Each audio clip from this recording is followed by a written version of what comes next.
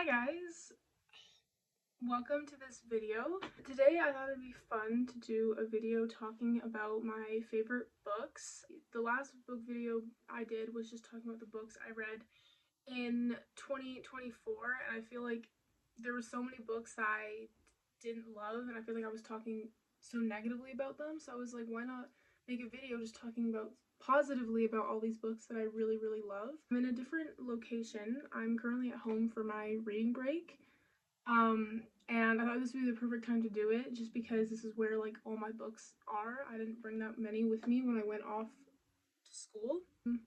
Gavin, my brother, if you are watching this, yes, I'm wearing your shirt. Forgive me, I just needed to put something on and this seemed like it would work. So let's just get right into these books. I have 5 books here with me. One of these books is included in a series, so in total I have like 9 books that are like my favorites, but one of them is a series. To start off very strong, we have Little Woman by L.M. Alcott. This is the first classic novel I've ever read. I read it back in 2021 or 2022, I believe, in the summertime, or like right at the beginning of summer, because I was taking a film class in high school and we watched the movie, and I've already watched it a bunch of times before that, but I just remember thinking like, oh my gosh, I really need to read this book because I love the movie so much and everyone says the books are better.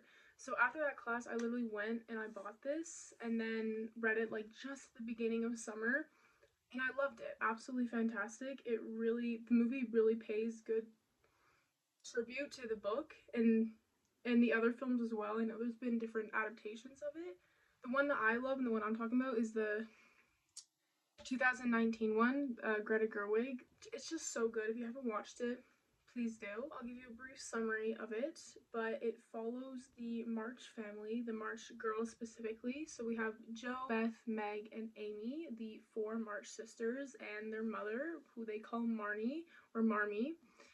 And their father is currently away fighting, like he's in the army, because this takes place in around like the Civil War time.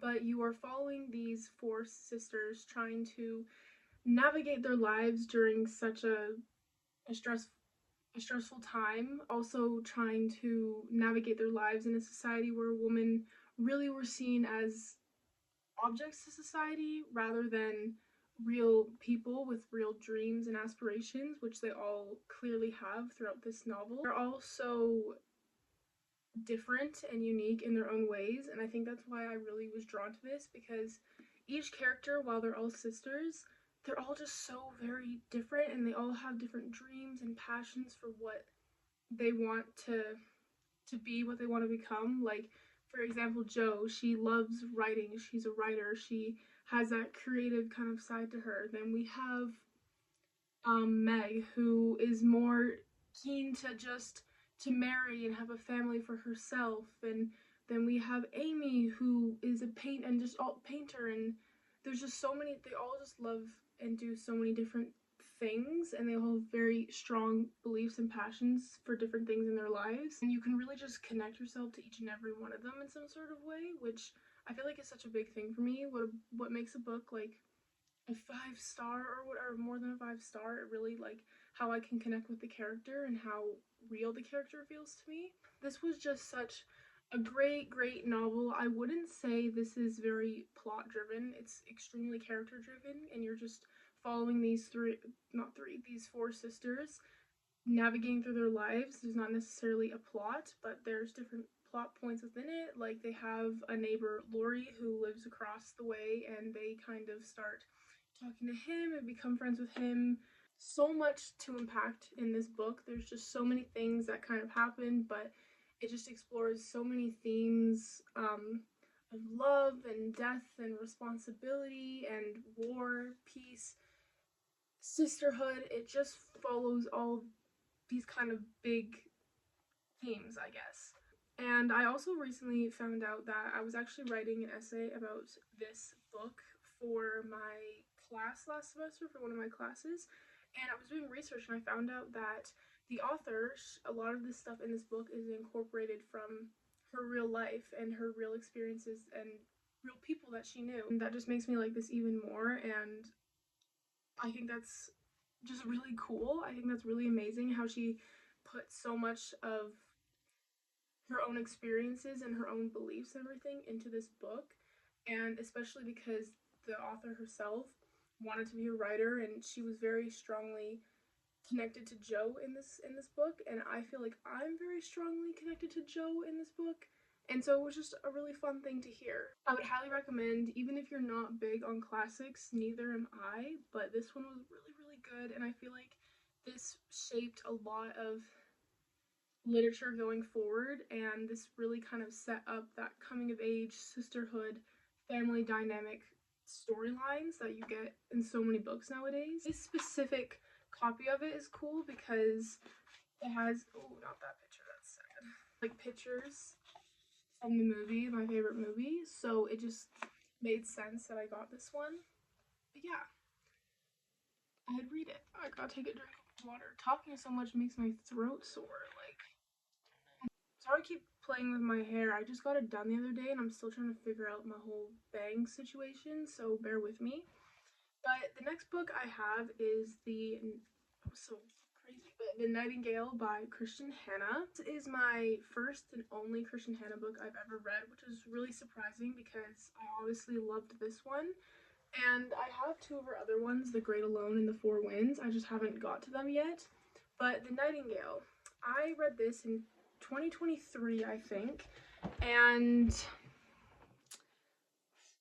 what what a book. So much to talk about with this book, but I don't obviously want to give too much away or like say too much because I went into this pretty blindly. I obviously heard about it, but I actually got this at a thrift store and I saw a few people talking about it saying it was good, so I was like, okay, let me try. But it was just so much more than just good. Nightingale follows two sisters, so you have two different points of view.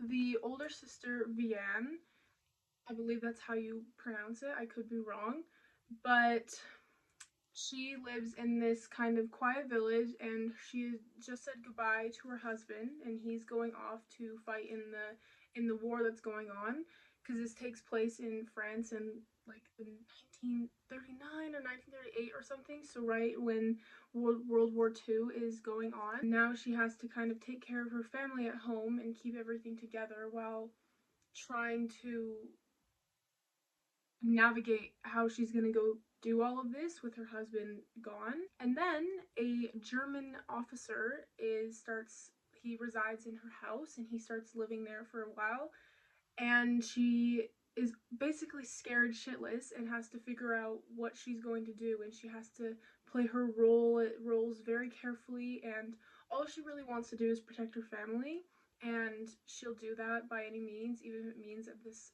officer is living with her. All she wants to do is protect her family. So we have Vianne, the older sister, that's her point of view, and then we have the younger sister, Isabel, and Isabel is 18, I believe, and she is so very different from her older sister, and she wants to play a part in what's going on, and she is a very strong-willed woman who wants to make a change in what's happening in the war and wants to help people. She kind of falls into this resistance and starts making an impact and helping people and saving lives. These sisters are extremely different, as I've obviously like just explained, but that's what makes it so good. I think these two perspectives, while they're sisters, it's just entirely different, and you're really seeing how both of them like are playing their part with all this going on, especially as two women in this time.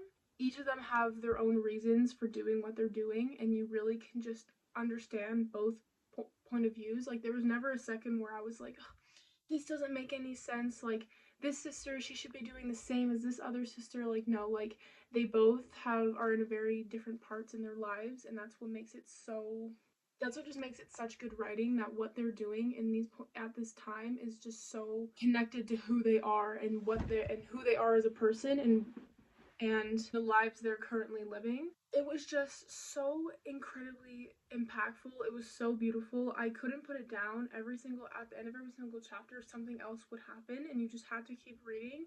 And I think like about like to even like the 30% mark, I was entirely connected, attached to these characters. I was so nervous for what was going to happen. It was just so good. I was sobbing like a child at the end of this book, not just at the end, throughout the entire thing. It was just such a roller coaster of emotions.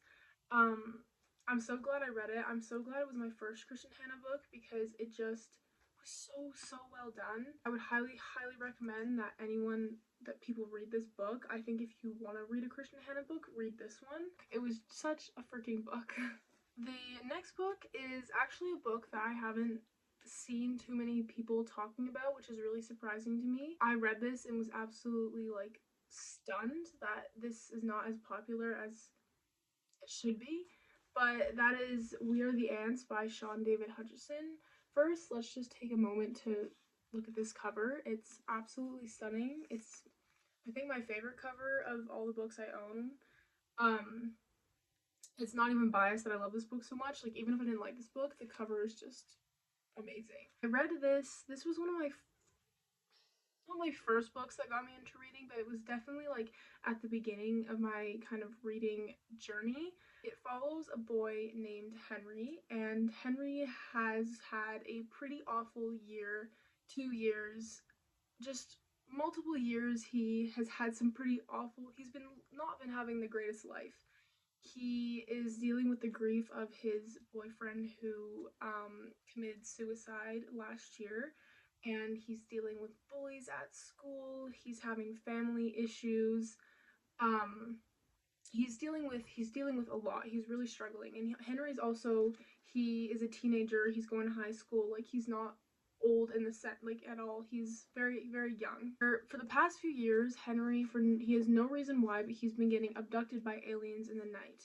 They haven't told him why he's been getting abducted. He has no idea if other people have. He just knows that they keep taking him. And one specific night that they take him, they basically give him this choice with a big red button, and they tell him that the world is going to end in 144 days due to this natural disaster of some sort.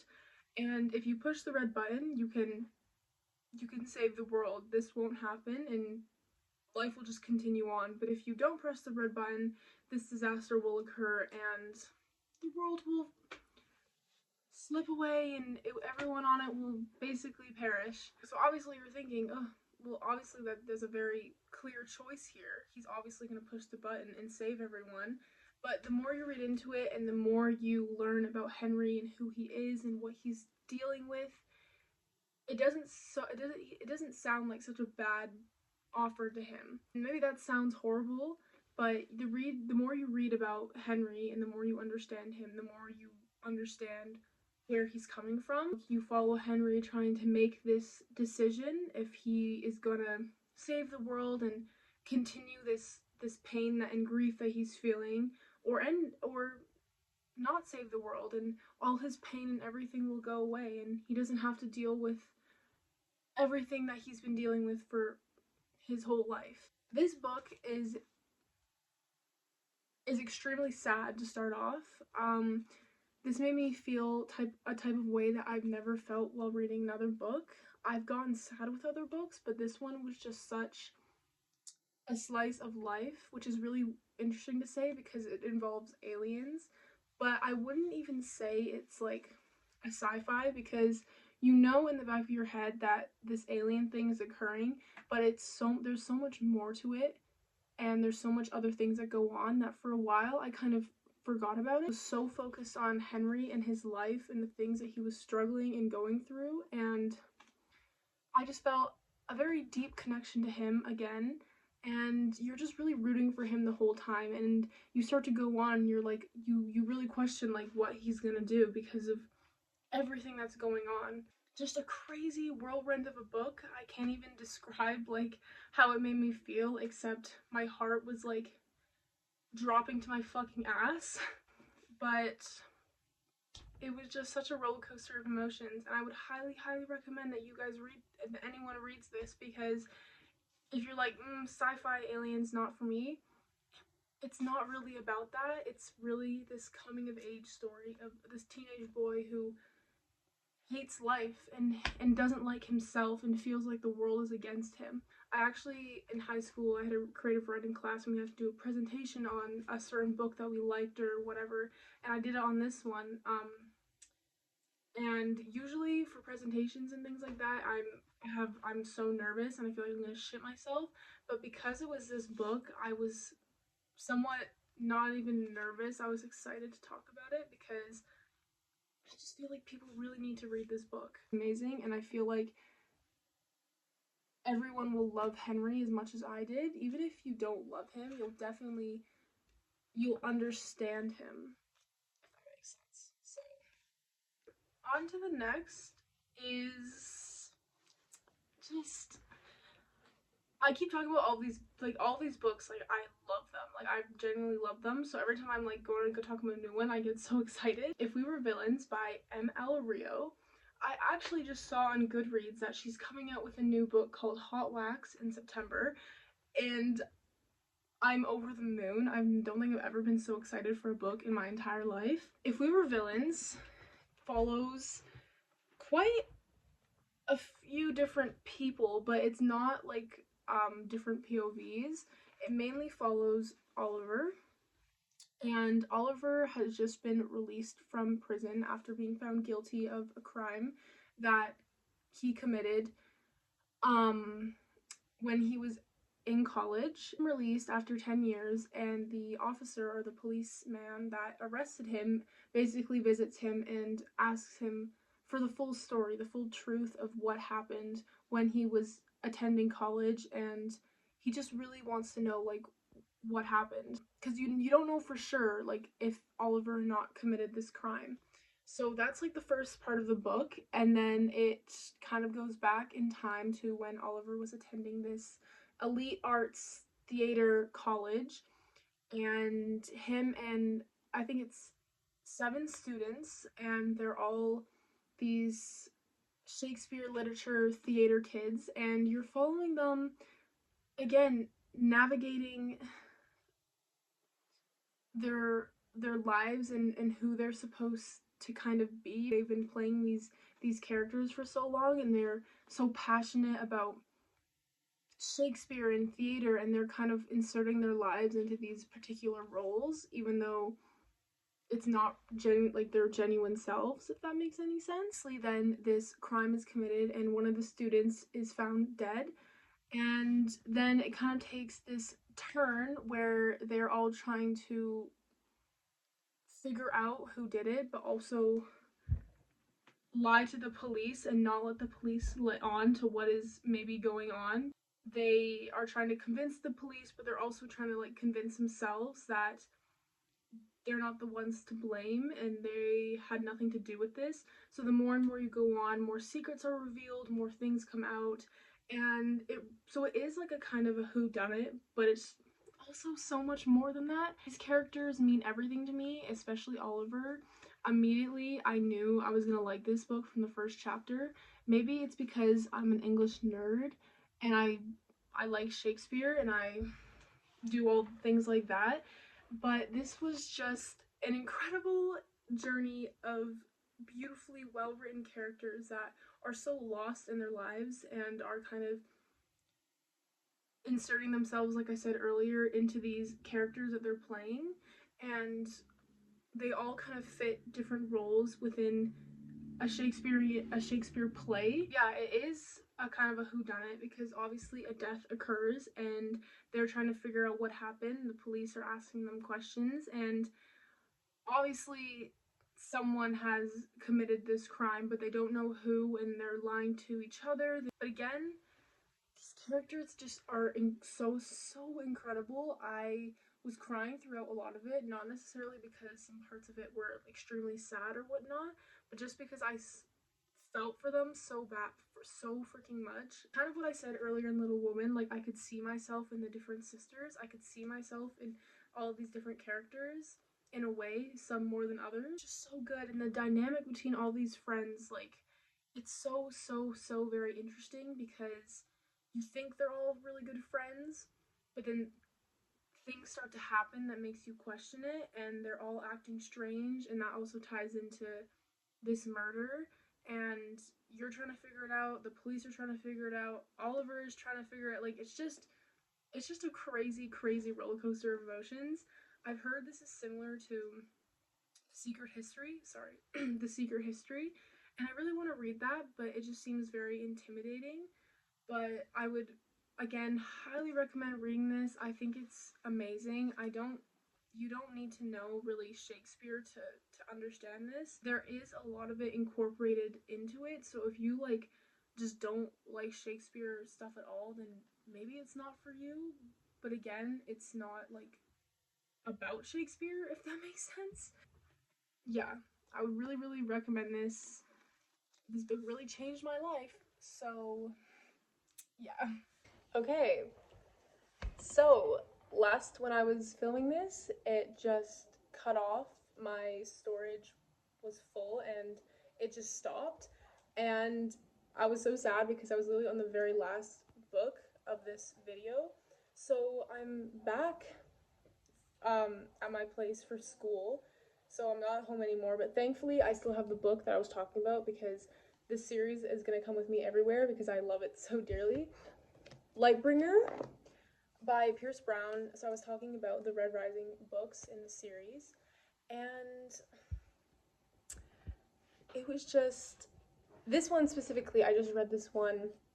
I just finished this one the other day, and I was reading it on the plane ride back home, and I was literally trying everything in me not to like scream because so much was happening, and I was like, oh my fucking god, this is insane. Just a brief summary of the Red Rising books. There's the first three, and you can read them as a trilogy, but he continued to make more because they were just so freaking good and people wanted more of them. I also talked about this book in my other videos, so I'm not gonna go too much into it, but you're following a character named Darrow, and they're in this society where class is based on color. I guess I should hold this up.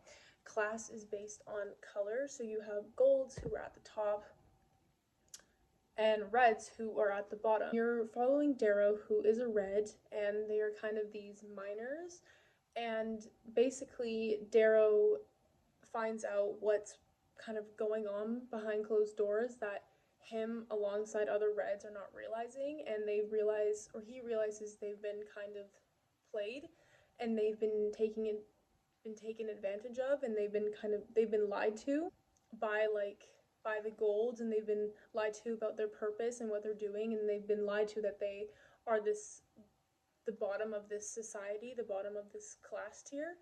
So you follow Darrow as he kind of rebels against this society and this class and this color system of class. It is just such an incredible series.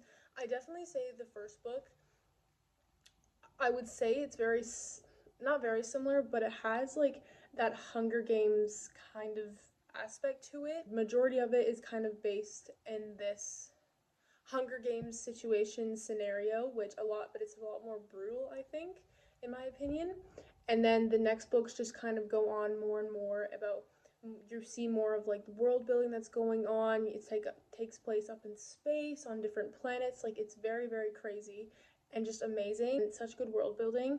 So this one is the sixth book in this series. I kept going after the first three because I just couldn't freaking stop, and they're all amazing. I think I gave them all 5 stars except the fourth one, because the fourth one, it's still a 5 stars, but it's not as good as the others just because it was more of like a build-up book, I guess. It was trying to just like lay down what has happened since like the last trilogy, and then build up for this book and Dark Age, which was the 5th book in the series. Such an incredible series. I would highly recommend to anyone. I always recommend it to everyone. I was actually reading this, when I was reading this on my flight home, I was reading it like waiting to board, and this like older gentleman came up to me and was like, oh my gosh, I love these books, I love these series, and we kind of got into like a conversation about it, which was just so fun because I love talking about these books. When I think around like in October or whatnot, when I first moved here, I was at this cafe and I saw a guy walk in with Dark Age, which is the 5th book, and let me just tell you, that book absolutely destroyed me, and I just wanted to like, I wanted to say to him, like, good luck, but I also didn't want to. I wanted to let him, like, go into it how I did. So, hope he's doing all right. Hope he's really doing all right. I guess I'll also do a kind of little quick reading update because I was reading Lightbringer, obviously, and I finished it, and I felt like I was going to be in a big slump because the ending, like, just broke me, and I was like, oh my god, I'm never going to read anything like this again. And then I continued to read. On the plane, I picked up a book, and I read, like, almost 100 pages the whole flight back, and that is The Great Alone by Christian Hannah. I'm currently on page 392, so chapter 23. I have like this much left to go, and ever since my flight was yesterday, which is kind of a crazy thing, but I got my flight, started reading, and I could not put this down the entire day. It was so freaking good. I just want to jump like right back into this, so I'm really, really excited. I've been loving it. I won't really give a review or like a description of this because it'll probably be in some other video I do, like maybe the books I read in February, or just maybe a reading wrap up in general. And then I also brought back The Four Winds, which I also really want to read. That's by Kristen Hannah, so I'm really excited for that. I think the next book I'm gonna read after that is The Housemaid, because my roommate just read it, and she was like, I think she read it all in like one day, and her jaw was like on the freaking floor, and she's like, she really wants me to read it, and now I'm so curious about it, and I've heard just such good things. So I think I'm gonna read that next. But then I also went to this little cute bookstore that's right down the road from where we live, and so I got two books, and it came to like $14, which was great. But the first one I got, which they're a little wet because it's been raining all day today, and I was like holding them around with me. But the first one I got is Harry Potter and the Goblet of Fire. First, can we just, like, it's a hardcover, and I think this is, like, beautiful. It's literally a stunning, stunning cover, and it was only $6. $6 freaking dollars. Like, that's insane. This is the fourth book in the Harry Potter series. I've read the first three, and I've been like, all of the ones I bought them at a thrift store, so I was just waiting to find the fourth one, or this one at a thrift store so that I could read it. And I found it, and I'm so happy. It's like the most beautiful thing ever. I can't stop looking at it.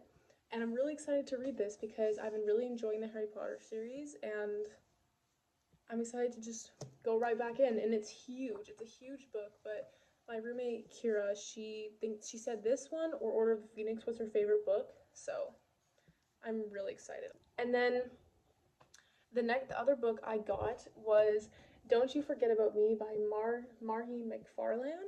One of my favorite like YouTubers, Haley Pham, she loves all her books.